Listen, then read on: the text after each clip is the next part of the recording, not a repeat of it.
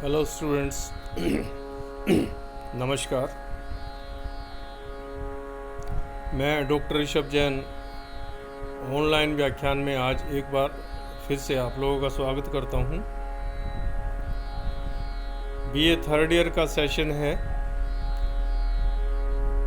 इस सेशन में आज हम पार्ट सेकंड का यूनिट 5th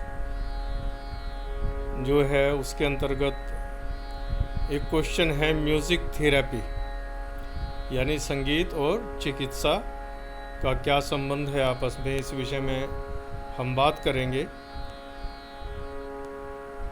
देखिए, संगीत से किस प्रकार से चिकित्सा की जा सकती है और इसका क्या संबंध है संगीत का चिकित्सा से, इस बारे में बात करते हैं। जिस प्रकार चिकित्सा क्षेत्र में एलोपैथी, होम्योपैथी, नेचुरोपैथी जैसी चिकित्सा पद्धतियों का चलन है, ठीक उसी प्रकार म्यूज़िक थेरेपी भी मानसिक रूप से संतप्त रोगियों के लिए एक पद्धति या थेरेपी का प्रचार आरंभ हो चुका है।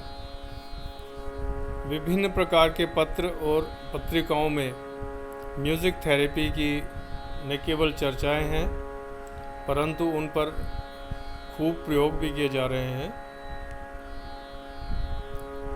भारतीय संगीत की प्राणदायिनी और सुकून देने वाली क्षमता को पहचान कर विदेशों में म्यूज़िक थेरेपी का पर्याप्त मात्रा में प्रयोग हुआ है और उसके सुपरिणाम भी प्राप्त हुए हैं।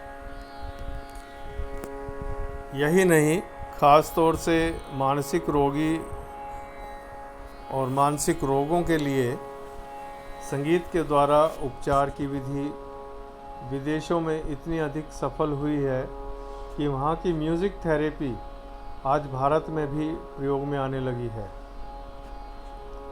सन 1944 में मिशिगन विश्वविद्यालय में संगीत चिकित्सा से संबंधित विविध प्रकार के पाठ्यक्रम तैयार किए गए और 1950 में कंसास यूनिवर्सिटी में इससे संबंधित एक संस्था की स्थापना भी की गई, जिसका नाम national association for music therapy रखा गया, जिसे संक्षेप में NAMT से पुकारा जाने लगा।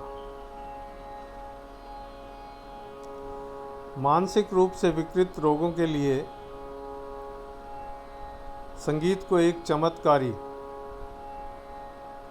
औषधि के रूप में स्वीकार करके इसके अद्भुत और सुफल परिणाम प्राप्त किए गए।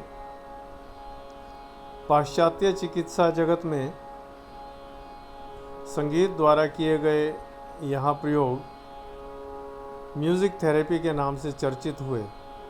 पाश्चात्य देशों का जीवन अधिकांशतः उत्तेजना प्रधान है।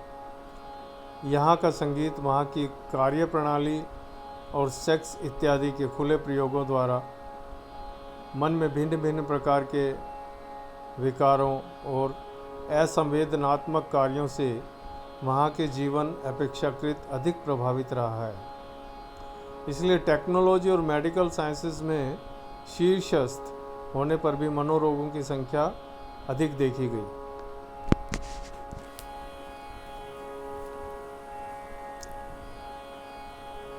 आज समस्त विश्व में म्यूज़िक थेरेपी का प्रयोग चिकित्सा क्षेत्र में किया जाने लगा है, लेकिन संगीत द्वारा चिकित्सा की शुरुआत करने वाला हमारा देश भारत ही है। संगीत चिकित्सा भारतीय संगीत की अति प्राचीन चिकित्सा पद्धति है, किंतु 1300 से 1900 तक के बीच भारत पर राजनैतिक रूप से बहुत परिवर्तन आया। अनेक विदेशी जातियों के आक्रमण और उनके दुष्परिणाम हमारे देश में हुए, इसलिए इस पद्धति को अनदेखा कर दिया गया।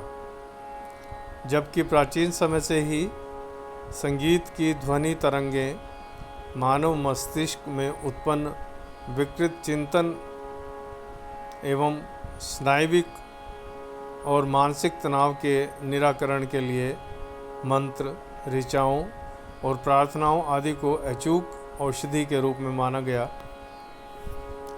क्योंकि हमारे ऋषि मुनियों द्वारा बनाए गए मंत्र इत्यादि में अक्षरों के ऐसे समूह लिए गए जिनके उच्चारण करने से हमारे मन और शरीर का प्रत्येक अंग प्रत्यय होकर संपूर्ण शरीर को चेंज करने में सक्षम है।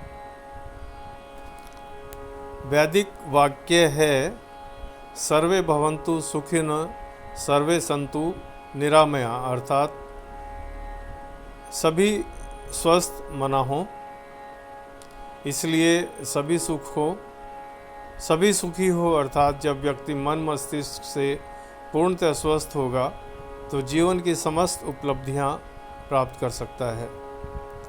यही कारण है हमारे ऋषि मुनियों ने जीवन के प्रत्येक क्षेत्र में ऐसे ऐसे मानक स्थापित किए हैं जिनकी मान्यता तब से लेकर आज तक देश और विदेश में चलती आ रही है। डॉक्टर भास्कर खांडेकर ने लिखा है कि वास्तविकता तो यह है कि भारतीय संगीत चिकित्सा ही मुख्य रूप से इस विषय की जनक है। हमारे देश में वैदिक काल से ही इस चिकित्सा पद्धति का प्रयोग चलता आ रहा है। मध्यकाल में यह विलुप्त प्राय हो गई थी, लेकिन वर्तमान समय में इस विषय पर पुनः शोध प्रारंभ हुआ।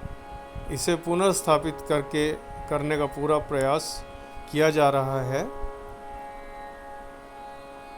संगीत चिकित्सा के प्रति लोग आज इसलिए जागरूक हो रहे हैं क्योंकि देखिए, इलेक्ट्रॉनिक और वैज्ञानिक संसाधनों से यद्यपि इस प्रकार को सुख और सुविधाएं एक बटन दबाने मात्र से उपलब्ध हो चुकी हैं, उधर संचार माध्यमों, इंटरनेट और दूरदर्शन पर सिखाए जाने वाले दृश्य और श्रव्य माध्यमों से युवा पीढ़ी अधिक महत्वाकांक्षी और आगे से आगे बढ़ने की होड़ में पहले से अधिक जागरूक और प्रगतिवान है।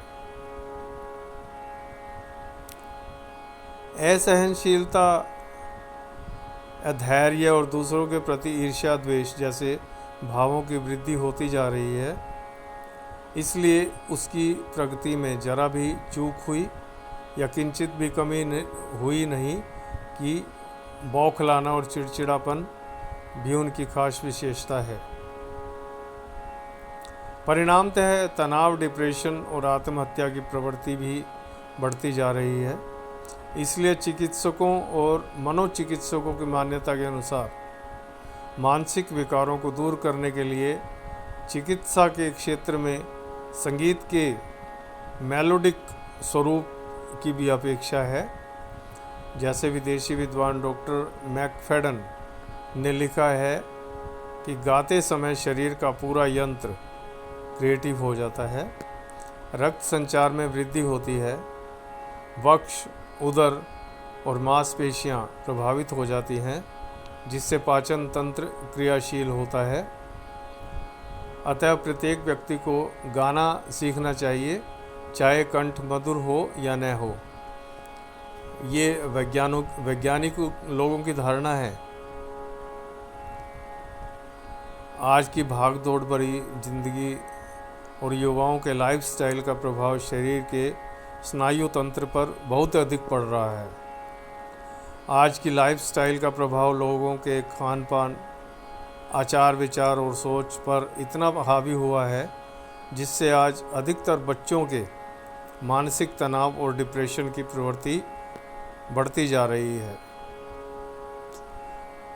नेक्स्ट समाचार पत्र में साइकेट्रिस्ट डॉक्टर मेजर अलका ने लिखा है, आजकल तो भागदौड़ भरी लाइफस्टाइल में यंगस्टर्स में सबसे ज़्यादा इंसोम्निया की प्रॉब्लम सामने आ रही है। इंसोम्निया यानी नींद न आना।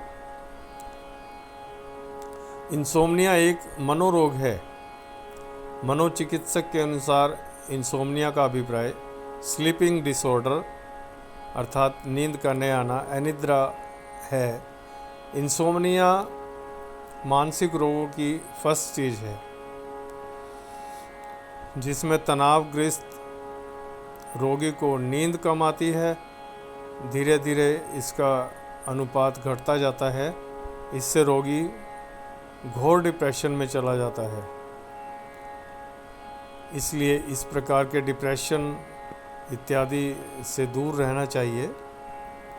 भागम भाग जिंदगी और वैसे भी फास्ट फूड के प्रयोग से युवाओं में स्लीपिंग डिसऑर्डर बढ़ता जा रहा है, जो मानसिक रोगों के लिए कारण बनता आ रहा है। इसी कारण म्यूज़िक थेरेपी का प्रयोग होने लगा है, क्योंकि संगीत के द्वारा शरीर में उत्पन्न एड्रीनल की मात्रा को कम करना है, जिससे रोगियों के दर्द में आराम मिलता है। संगीत के सुर शरीर के विजातीय द्रव्य और विषैले पदार्थों को निकालकर शरीर व मन को चुस्त दुरुस्त बनाते हैं।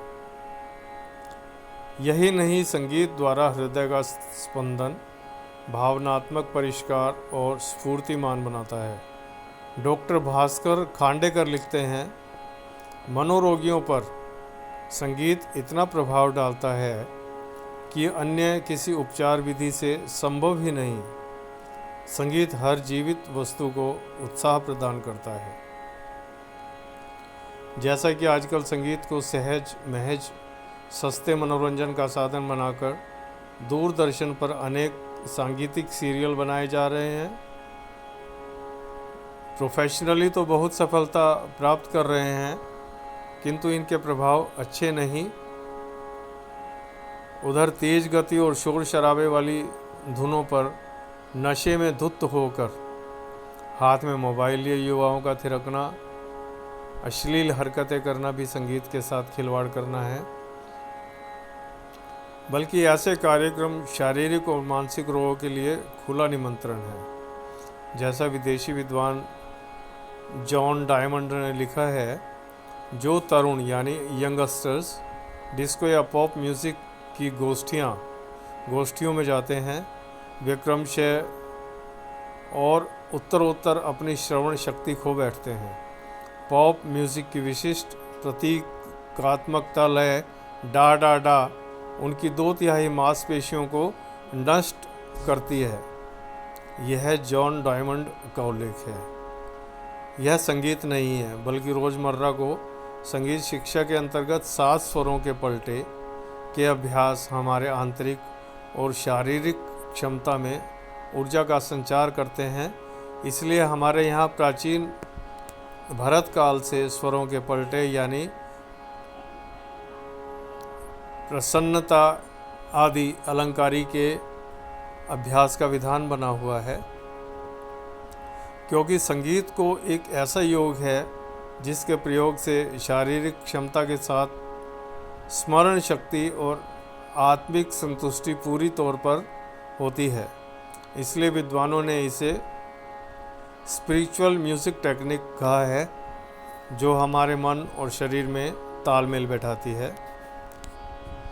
सुप्रसिद्ध मनीषी नॉर्मन पील साहब ने अपनी पुस्तक ट्रेजर करेज एंड कॉन्फिडेंस में लिखा है कि जीवन को पवित्र, मुखर, सुखमय एवं अतीन्द्रिय क्षमता से संपन्न बनाने के लिए नियमित प्रार्थना करना आवश्यक है।